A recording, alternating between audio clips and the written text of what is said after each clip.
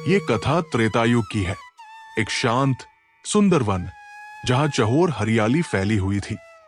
मधुर कोयल की कूज और मंद गति से बहने वाली शीतल हवा से वातावरण पवित्र हो रहा था। वहीं महर्षि वाल्मीकि का दिव्य आश्रम स्थित था। ये आश्रम तप, ज्ञान और साधना का केंद्र था, जहां ऋषियों और शिष्यों की वाणी वेदों के उच्चारण से गूंजती रहती थी। उन्हीं दिनों एक दिन देवर्षि नारद मुनि उस पावन आश्रम में पधारे।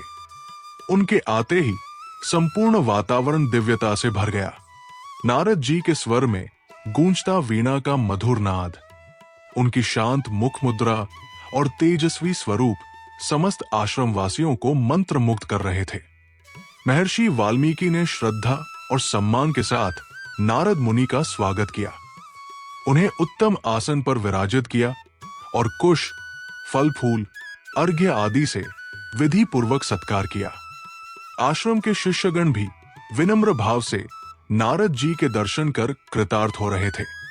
कुछ समय उपरांत जब देवर्षि ने विश्राम किया और दोनों ऋषिगण शांत मन से संवाद हेतु बैठे, तब महर्षि वाल्मीकि ने अत्यंत आदर के साथ उनसे कहा, हे भगवान, आप त्रिकालदर्शी हैं, लोक लोकांतरों के ज्ञाता है। मेरी एक जिज्ञासा है जो मन में लंबे समय से चल रही है, कृपया उसे शांत करें।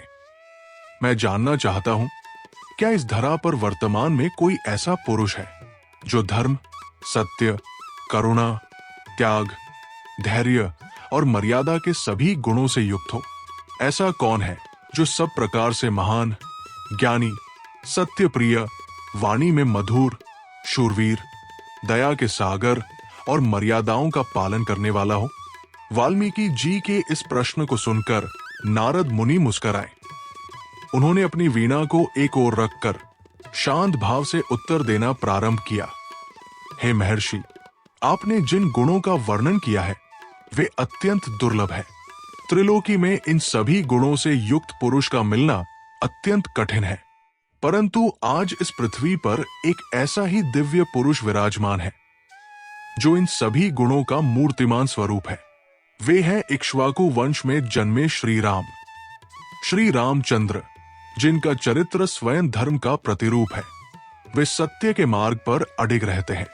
वे अपने मन को वश में रखने वाले, पराक्रमी, तेजस्वी, विनम्र और समस्त प्रजाजनों के प्रिय हैं। वे एक आदर्श राजा, एक आदर्श पुत्र, एक आदर्श भ्राता और मर्यादा पुरुषोत्तम है। उनके भीतर करुणा, क्षमा, विनय और नीति का अद्भुत समन्वय है। श्री रामचंद्र जी का जीवन धर्म और मर्यादा की प्रतिमूर्ति है। उन्होंने अपने पिता की आज्ञा का पालन करते हुए राज्य का त्याग किया और 14 वर्षों तक वनवास किया। वन में उन्होंने अनेकों राक्षसों का संहार कर ऋषियों की रक्षा की।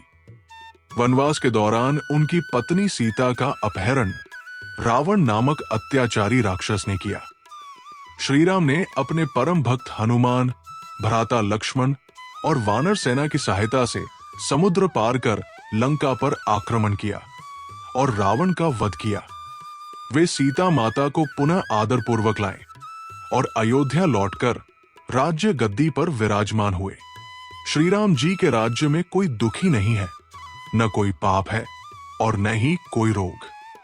वे एक आदर्श राजा के रूप में धर्म और न्याय का पालन करते हुए 11,000 वर्षों तक शासन करेंगे और उसके उपरांत इस लोक को त्याग कर अपने निजधाम वैकुंठ को प्रस्थान करेंगे।